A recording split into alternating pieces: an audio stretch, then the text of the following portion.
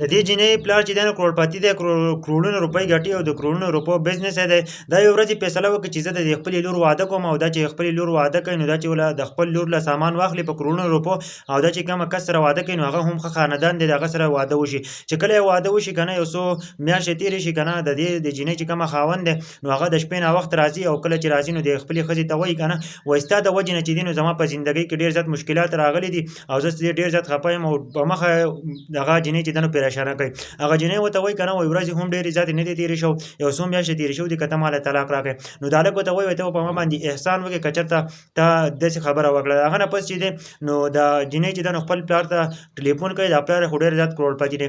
دا جینۍ چې ده نو خپل پلار ته ټلیفون کوي او د هغه نه پس چې پلار ورته وایي که نه وایي چې ستا خاوند داسې غواړي نو ته د خپل خاوند نه طلاق واخله او بیا دلته راځه. ملګرو د هغه نه پس چې دی نو سهار شي نو دا چې دی نو طلاق د خپل خاوند نه واخلي او په هغه باندې دستخط وکړي او پلار چې دی نو ښه ډولکو باندې او خپل لور پسې راغی واپس او واپس یې خپل کور ته وبوتله او واپس یې هغه شان بوتله لکه څنګه چې هغه واده کړې وه.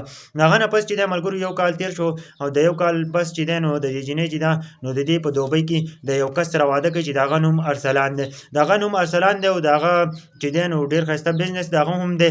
بل دا چې جینۍ او د ارسلان چې دي د یو بل سره ډېر زیات خوشحاله دي، د یو بل سره ډېر زیات خوشحاله دي. یو ماشوم هم وشو.